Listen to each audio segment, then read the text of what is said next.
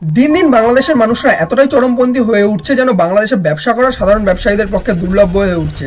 বর্তমানে যদি দেখা যায় বাংলাদেশের বড় বড় ব্যবসায়ী প্রতিষ্ঠানগুলোর মধ্যে কেএফসি, পিৎজা হাট বা বাটার মতো বড় বড় কোম্পানি শোরুমগুলোতে এবার ধ্বংস করা বা ধ্বংসাত্মক লীলা চালানো হয়েছে বাংলাদেশের সাধারণ মানুষের দ্বারা। সেখানে দেখা গেছে যে বড় বড় ইউনিভার্সিটির ছাত্ররা এবং লোকাল লোকেরা কিন্তু গিয়ে বাটা, কেএফসি বা পিৎজা হাটের মতো যাদের শোরুম রয়েছে, যেখানে বর্তমানে যদি দেখা যায় তিনটে মেনলি বড় লোকেশনের কথা উঠে আসে, সিলেট, কক্সবাজার এবং চট্টগ্রামের মতো জায়গা, তো সেখানে কিন্তু এই শোরুমগুলোকে ভাঙচুর করা হয়েছে। ইট দিয়ে তাদের যে কাচের শোরুমগুলো বানানো হয় বা কাচের উইন্ডোগুলো বানানো হয় সেগুলোকে পুরো ভাঙচুর করা হয়েছে। এবং সেখানে শুধু ভাঙচুর করা হয় না, সেখানে কেএফসির মতো বড় জায়গায় জানি যে আমরা শুধু পিৎজা নয়, তার সাথে সাথে পাওয়া যায় আরো বড় রকম কিন্তু পানীয় বা বলা যেতে পারে কোকের মতো জিনিস, সেগুলোকেও কিন্তু পুরোপুরি ধ্বংস করা হয়। এবং সাথে যদি আমরা বাটা কোম্পানির কথা বলি, সে বড় একটা জুতোর ব্র্যান্ড, তো তাদের জুতোও কিন্তু চুরি করা হয়। তো এখানে যদি তাদের প্রোটেস্টার হয় যে পুরো তাদের বয়কট নিয়ে, তো তাদের প্রোটেস্টের পর তাদের চুরি করার স্বভাবটা কেন থাকবে? তো বর্তমানে তাদের অ্যাকচুয়ালি একটা হ্যাবিট হয়ে গেছে যে প্রোটেস্ট করার পর পুরো জিনিসটাকে চুরি করে নিয়ে যাওয়াটা। তো বর্তমানে যদি আমরা দেখতে যাই যে এই জিনিসটাই নিয়েই বিভিন্ন রকম বিশেষজ্ঞরা আলোচনা করেছে। 2024 সালে যখন থেকে হাসিনা সরকারের বিদায় হয়েছে, তবে থেকে বাংলাদেশের সাধারণ মানুষের মধ্যে একটা চরমপন্থা যেন একদম টপ লেভেলে চলে গেছে। কারণ তারা জানে যে এখানে কোনো রকম দোষ করলে, কোনো রকম শাস্তিমূলক কাজ করলে কোনো রকম শাস্তি হয় না, কারণ এখানে ল ইন অর্ডার বলে কোনো কিছুই নেই। এবং মোহাম্মদ ইউনূসের সরকার সেটাকে পুরোপুরি কিন্তু রিস্টাবলিশও করতে পারেনি। তো যদি আমরা কথা বলি এটার এফেক্ট কি বা এটার ক্ষতি কি, তো যদি আমরা এখানে দেখি যে বড় বড় ব্যবসায়ী প্রতিষ্ঠান, তাদের উপর যদি আক্রমণ করা হয় তাহলে সাধারণ মানুষরা কিন্তু ভয় পেয়ে যাবে যে তাদের সুরক্ষা নিয়ে একটা বড় ব্যাপার। এবং এখানে যদি দেখা যায় যে এখানে যে বড় বড় ব্যবসায়ী প্রতিষ্ঠানগুলো রয়েছে সেগুলোকে যদি সুরক্ষা না দেওয়া হয় এবং এগুলোকে যদি ছোট ছোট বিষয়ের উপর যদি এরকম হামলা করা হয়, তাহলে বাংলাদেশের ইকোনমি কোথায় যাবে? এবং এই যে বড় বড় শোরুমগুলো রয়েছে বা এই যে বড় বড় কোম্পানিগুলো রয়েছে, এরা বাংলাদেশের ইকোনমিতে কত পরিমাণের ইনভেস্ট করে বা কত রকম পরিমাণের কিন্তু বাংলাদেশের ইকোনমিতে যোগ দেয় বা কত পরিমাণের লোককে জব দেয় এই বড় বড় কোম্পানিগুলো, সেগুলো বাংলাদেশের সাধারণ মানুষের ভাঙাচোরার আগে কিন্তু ভাবা উচিত ছিল যে এই কোম্পানিগুলো থেকে কত লোকের ঘর সংসার চলে। তো প্রথম কথা হচ্ছে কি এটা। তো এখন যদি আমরা কথা বলি যে বাংলাদেশে এরকম অবস্থার আবার সৃষ্টি হওয়ার কারণ কি বা ল ইন অর্ডারের এরকম হালাত হওয়ার কারণ কি, তো প্রথম কথা হচ্ছে কি তাদের কথা হচ্ছে যে গাজাতে বা ফিলিস্তিনে যে ইসরায়েলের দ্বারা গণহত্যা বা বলা যেতে পারে যে জেনোসাইড করা হচ্ছে, সেটারই প্রোটেস্ট করছিল তারা।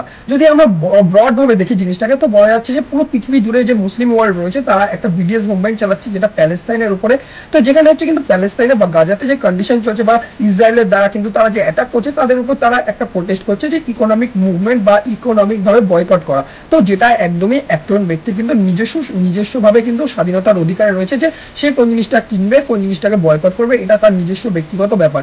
যে ইসরায়েলের ওপর যদি কোনো কেউ সাহায্য করে থাকে কোনো কোম্পানি, তাহলে তাদের বয়কট করে দেবে। তো প্রথম কথা যদি এর উদাহরণ দিই, তাহলে দেখা যাবে যে বিডিএস এর যে অফিসিয়াল ওয়েবসাইট রয়েছে সেখানে তারা মাইক্রোসফটকে বয়কট করছে বা ইন্টেলের মতো কোম্পানি, এইচপি এর মতো কোম্পানি বা জুতোর যে কোম্পানি রয়েছে রিবকের মতো কোম্পানি, এদের বয়কট করছে। তার কারণ দেখানো হয়েছে যে যদি মাইক্রোসফটের যদি কথা বলি, তো মাইক্রোসফটের মতো বড় কোম্পানিকে বয়কট করেছে এইটা বলে যে ইসরায়েলের যে আর্মি রয়েছে বা সেনা রয়েছে তাদেরকে অ্যাজিওর ক্লাউড মাইক্রোসফট প্রোভাইড করে এবং এক্সবক্স যেটা রয়েছে মাইক্রোসফটের সেটাকে বয়কট করা হয়েছে যে ইসরায়েলি লোকরা এটাকে ব্যবহার করে। দ্বিতীয় কথা হচ্ছে গিয়ে এটাকে ব্যবহার করা হয় বলে এক্সবক্সকে, তো পৃথিবীতে সবাই তো আর এটাকে বয়কট করতে পারে না, তো কিছু সংখ্যক মানুষ এটাকে বয়কট করার চেষ্টা করেছে। দ্বিতীয় কথা বলি রিবককে কেন বয়কট করা হয়েছে বিডিএস মুভমেন্টের দ্বারা, তো বিডিএস মুভমেন্টের দ্বারা এটার কারণে বয়কট করা হয়েছে রিবক ইসরায়েলি যে ফুটবল টিম রয়েছে সেখানে জুতো কিন্তু দেয়, তো সাপ্লাই করে আর কি। তো এই কারণে কিন্তু রিবককেও বয়কট করা হয়েছে। তো এরকমই কিন্তু ইকোনমিক্যাল বয়কট পুরো কিন্তু মুসলিম ওয়ার্ল্ডরা করছে প্যালেস্তিনের স্বার্থে।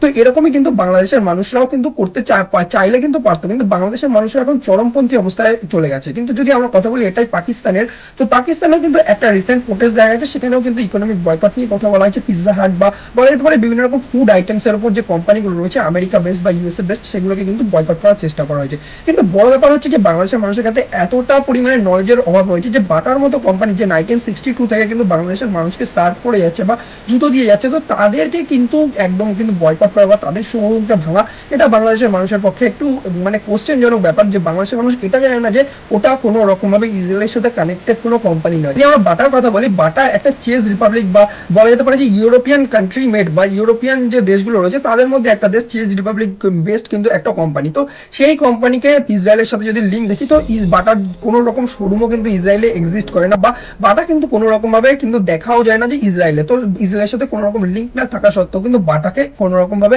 হার্ম করা একটা কিন্তু কোশ্চেন মার্ক হয়ে দাঁড়ায় বাংলাদেশের সাধারণ মানুষের উপর, সেখানে কোন রকম ল ইন অর্ডার চলছে। তো দ্বিতীয় কথা হচ্ছে কেএফসির যদি কথা বলি, কেএফসি কিন্তু বাংলাদেশকে অনেক দিন ধরে সার্ভ করছে বা বাংলাদেশের মানুষকে অনেক দিন ধরে খাবারের যোগান দিচ্ছে বা নিত্য নতুন কিন্তু ফুড আইটেমস দিচ্ছে। তো এটা একটা ইউএস বেসড কোম্পানি বা আমেরিকা বেসড কোম্পানি। তো এই কোম্পানিটা যদি আমরা কথা বলি, এই কোম্পানিটা ইসরায়েলের একদম কিন্তু বারবার কিন্তু এন্ট্রি এন্ট্রি মারে বা অনেকবার কিন্তু এন্ট্রি মেরে কিন্তু অনেকবার এক্সিটও মেরে নিয়েছে সেই জায়গাটা থেকে। এদের কিন্তু কোনো রকম ভাবে কিন্তু কানেকশন নেই প্যালেস্তিনের সাথে। তো এই কোম্পানিগুলোকে ভাঙচুর করা, বাংলাদেশের নিজস্ব ইকোনমির উপর লস করা। দ্বিতীয় যদি আমরা কথা বলি এইসব জিনিসের মধ্যে কিন্তু সব থেকে বেটার জিনিস যদি আমরা কথা বলি, এইসব কাজ করতে গিয়ে যে বেভারেজ রয়েছে বা বলা যেতে পারে যেসব যে পানীয় দ্রব্য রয়েছে সেই সব জিনিস কিন্তু তারা বয়কট করছে, যেমন কোকা কোলার মতো কোম্পানিকে তারা বয়কট করছে। এটা কি হচ্ছে যে বাংলাদেশের যে বা বলা যেতে পারে যে রিজিয়নের বা এশিয়ার যে সাউথ এশিয়া রিজিয়নটায় যে জায়গাগুলো রয়েছে, সেই জায়গাগুলো যে দেশগুলো রয়েছে যার মধ্যে ভারতবর্ষ রয়েছে, তাদের যে সফট ড্রিঙ্ক গুলো রয়েছে সেই কোম্পানিগুলো প্রমোট হচ্ছে। যার মধ্যে যদি বলি আমরা ভারতবর্ষের ক্যাম্পা কোলাও কিন্তু প্রমোট হচ্ছে, বাংলাদেশের মানুষের প্রচুর পরিমাণে কিন্তু ভারতবর্ষের ক্যাম্পা কোলাও কিন্তু নিচ্ছে। দ্বিতীয় কথা হচ্ছে প্রচুর পরিমাণে লোকাল ব্র্যান্ড যেগুলো রয়েছে ভারতবর্ষে সেগুলো কিন্তু বাংলাদেশে কিন্তু এক্সপোর্ট হচ্ছে। তো এইসব জিনিস কিন্তু বর্তমানে কিন্তু কিছু খারাপের মধ্যে ভালো হচ্ছে। তো এরপর দেখা যায় যে বাংলাদেশের যে বড় একটা পার্টি রয়েছে আওয়ামী লীগ, তো মেনলি হচ্ছে সেই পার্টি থেকে একটা কিন্তু অফিসিয়াল টুইটারে টুইট করা হয় বা এক্স হ্যান্ডেলে কিন্তু টুইট করা হয়।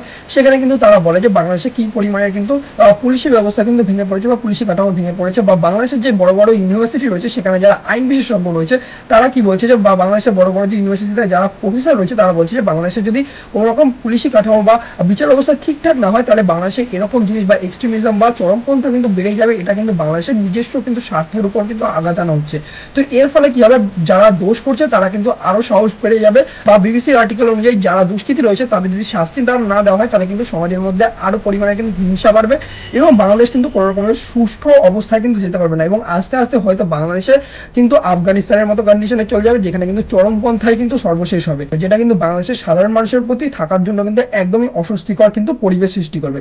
তো এটা নিয়ে তোমাদের কি মনে হয়, বাংলাদেশের যেটা হচ্ছে সেটা কতটা পরিমাণে ঠিক মনে হয়? তো তোমরা কি মনে করছো সেটা নিয়ে অবশ্যই কমেন্ট বক্সে জানাও, আমি তোমাদের মতামত জানতে চাই। বন্ধুরা তোমরা যদি রেগুলার জিও পলিটিক্স সম্পর্কিত আপডেট পেতে চাও তাহলে দক্ষিণ থেকে অবশ্যই ইউটিউবে সাবস্ক্রাইব করো।